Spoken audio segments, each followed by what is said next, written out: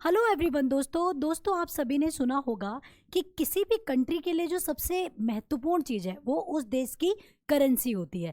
देखिए कि क्योंकि उसकी करेंसी की वैल्यूज़ पे ही वो कहीं ना कहीं कंट्री पूरी बिल्ड होती है या उसकी एक वैल्यू होती है इंटरनेशनल मार्केट में वगैरह वगैरह। अगर सोचो किसी करेंसी के जो प्राइजेज हैं वो कंटिन्यूसली गिरते जाएं तो क्या ही हुआ होगा। तो उस कंट्री की सिचुएशन क्या रही होगी और उसके पीछे के कारण क्या रहे होंगे। तो दोस्तों आज हम ऐसे ही एक फैक्ट पे बात करने वाले हैं। जी हाँ, आज मैं आपके सामने बात करने वाली हूँ यूरो की। हम सभी देख रहे हैं कि पिछले 20 वर्षों में यूरो क्या हो रहा है, धीरे धीरे नीचे गिरने की स्थिति पे आ गया है। और आज स्थिति कुछ इस कदर बन गई है कि यूरो और डॉलर एक समान हो गए। तो ऐसे क्या मेन रीजन रहा है कि जिसकी वजह से इस तरह की सिचुएशन क्रिएट हुई है। दोस्तों उसको जानने से पहले एक छोटा सा मैं पॉइंट आपको यहाँ पे क्लियर करना चाहूंगी कि जो मैं चाहती हूँ कि आप लोगों को बिल्कुल पता होनी चाहिए चीजें, वो ये है। देखिए आज जब हम ये बात कर रहे हैं तो हमें कहीं ना कहीं एक फैक्ट पता होना चाहिए जिसको कहा जाता है डिवॉल्यूशन, या फिर दोस्तों आप ये कह सकते हो कि कंट्री की जो करेंसी होती है, किसी भी कंट्री की करेंसी डाउन क्यों जाती है या वो फॉल क्यों होती है, यानी कि वो गिरती क्यों है। तो उसका मेन रीज़न आप जानते हो उसके गिरने के ना, मतलब वैसे तो कई कारण होते हैं, जो गिरना होता है उसे हम क्या कहते हैं। तो दोस्तों देखिए कंट्री की करेंसी कई कारणों से फॉल हो सकती है। कोई युद्ध हो गया है कंट्री के साथ, किसी कंट्री के साथ उसका आयात निर्यात, मान लीजिए वो किसी कंट्री से जहाँ से वो आयात करती थी और उसे सस्ते में मिलता था उसने उसे बैन कर दिया। तो ये सब कारणों की वजह से क्या होता है, करेंसी फॉल होती है।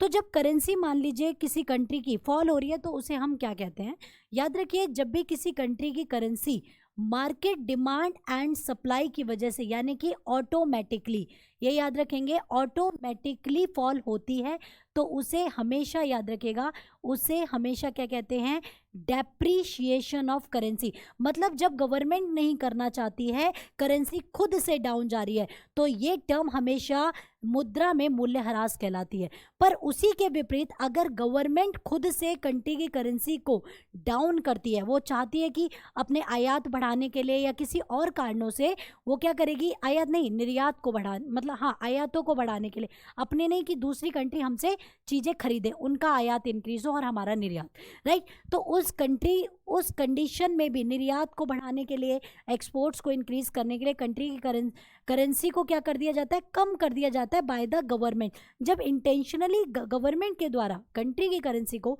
डाउन किया जाएगा तो उसे डिवैल्यूएशन कहा जाता है, या करेंसी डिवैल्यूएशन ऑफ मनी, यानी कि मुद्रा में अवमूलन कहा जाता है। और अगर ऑटोमेटिकली होती है तो depreciation of money. I think आपको ये क्लियर होगा। तो दोस्तों पिछले कई दिनों से हम ये सुन रहे हैं कि यूरो की करेंसी दिन ब दिन डाउन होती जा रही है। तो उसके क्या रीजंस हैं, तो उसके जो मेन रीजंस हैं वो हम एक बार देख लेते हैं। तो कंट्री की करेंसी के डाउन होने के जो मेन रीजंस हैं वो कहीं ना कहीं रशिया और यूक्रेन का वॉर है। रशिया और यूक्रेन के वॉर के चलते क्या हुआ कि जितना भी यूरो जोन है, देखिए जहां पर यूरोप के अधिकतर देशों में, यूरोप के देशों में जो करेंसी यूज की जाती है वो यूरो है। और जो भी देश यूरो करेंसी को अपनाता है उसे यूरो जोन कहते हैं। क्या कहते हैं, यूरो जोन। तो जितने भी यूरोजोन कंट्री के, मतलब जितना भी यूरोजोन था वो कहीं ना कहीं क्रूड ऑयल, यानी कि अपना तेल के लिए वो कहाँ से आयात करता था, रशिया से। पर ड्यू टू रशिया और यूक्रेन के युद्ध के चलते क्या कर दिया गया, यहाँ से रशिया ने उसके पूरी तरीके से आयात को बंद कर दिया। तो अब उन्हें क्या करना पड़ रहा है, अब उन्हें आयात जो करना पड़ रहा है वो किसी अनदर कंट्री से करना पड़ रहा है, जिसकी वजह से उन्हें तेल बहुत ज़्यादा महंगा पड़ रहा है। और तेल महंगा पड़ने की वजह से वहाँ पर क्या हो रही है, वहाँ पे इन्फ्लेशनरी रेट काफी ज्यादा ऊपर हो रहा है, यानी कि कीमतें बढ़ रही हैं। ठीक है, इन्फ्लेशनरी रेट का मतलब हो गया वहां पे कीमतें बढ़ने लग गई हैं। अब जब कीमतें बढ़ने लग गई हैं तो उसकी करेंसी धीरे धीरे क्या हो गई है, वो डाउन हो गई है। ठीक है।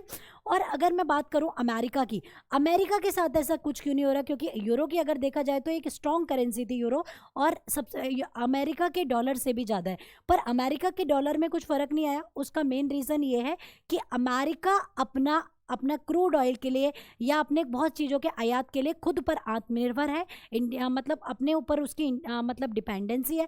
आत्मनिर्भर होने की वजह से उसे किसी और देश से आयात नहीं करना पड़ रहा है, जिसकी वजह से अमेरिका के ऊपर इसका कोई प्रभाव नहीं पड़ा है। और बल्कि अगर देखा जाए तो यूरो की कीमतों में बहुत ज़्यादा गिरावट आ चुकी है। तो ये एक मेन रीज़न था यूरो की गिरावट, यूरो करेंसी के मेन गिरावट आने का। तो उम्मीद करती हूँ ये आपको समझ आया होगा। तो दोस्तों ऐसे इंटरेस्टिंग वीडियोज़ के लिए से हमसे मुलाकात करें, मतलब हमारे ऐसे इंटरेस्टिंग वीडियोस को देखते रहें। Thank you so much guys.